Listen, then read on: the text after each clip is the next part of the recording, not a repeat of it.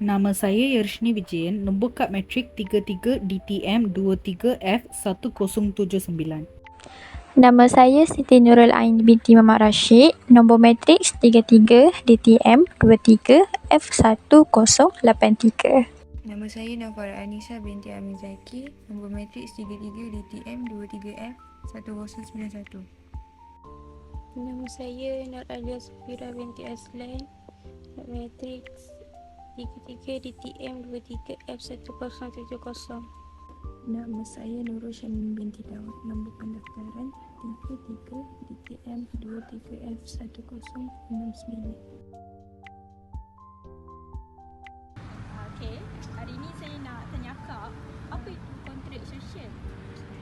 Kontrak sosial adalah individu yang bebas bersetuju untuk menyerahkan haknya untuk memerintah diri sendiri itu kepada satu institusi bersama yang berkuasa dan berdaulat. Pada istilah pula, ialah permufakatan antara kaum yang dicapai sebelum merdeka melalui satu persetujuan. Untuk soalan seterusnya, saya nak tanya tentang apakah itu objektif kontrak sosial. Objektif kontrak sosial yang pertama adalah memahami definisi sebenar kontrak sosial yang digunakan dalam menyatupadukan kaum. Yang kedua, mengenal pasti dan menganalisa kepentingan kontrak sosial dalam menyatupadukan kaum. Yang ketiga, membincangkan dasar-dasar yang menyokong kontrak sosial dan membantu meningkatkan perpaduan dalam sebuah negara.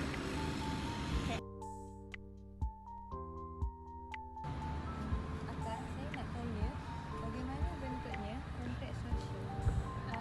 Pertama, kewujudan pekerja kontrak di bawah penjajahan asing. Kedua, kemerdekaan bersyarat yang ditawarkan oleh kerajaan British. Ketiga, kelahiran kontrak sosial. Apakah kepentingan kontrak sosial? Pertama, untuk mewujudkan kelangsungan pentadbiran yang cekap. Kedua, untuk mewujudkan keadaan politik yang stabil. Ketiga, untuk menjamin keselamatan, keamanan dan kesejahteraan rakyat. Yang keempat, untuk menjamin hak-hak istimewa orang-orang Melayu. Di Malaysia, perpaduan kaum telah menjadi faktor penting yang menentukan kestabilan dan kemajuan negara. Walaupun negara ini dikenali dengan pelbagai etnik dan budaya, masih terdapat cabaran dalam memelihara dan memperkukuhkan perpaduan di kalangan masyarakat. Salah satu cabaran utama dalam memelihara perpaduan kaum adalah ketidakfahaman mengenai perbezaan budaya dan tradisi di antara masyarakat. Seringkali stereotip dan prasangka antara kaum boleh menyebabkan ketegangan dan konflik. Oleh itu, adalah penting untuk memperkukuhkan pemahaman mengenai budaya dan tradisi masing-masing.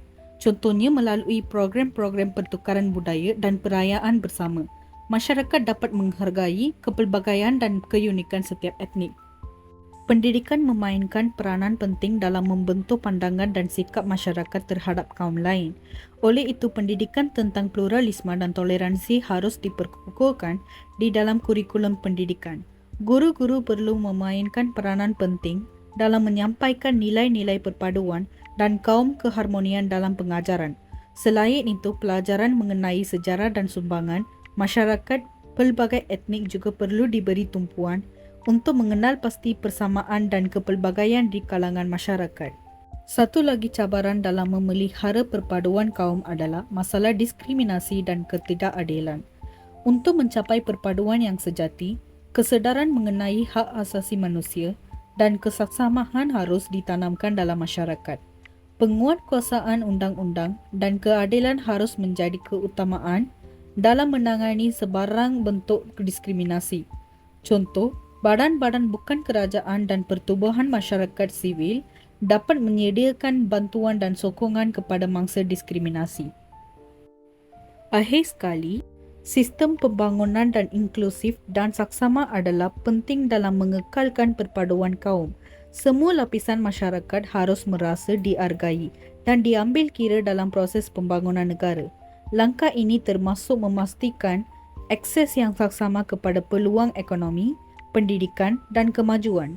Contoh, skim Bumi Putra dapat diteruskan dengan peningkatan dan memastikan keseimbangan keadilan untuk semua etnik di Malaysia.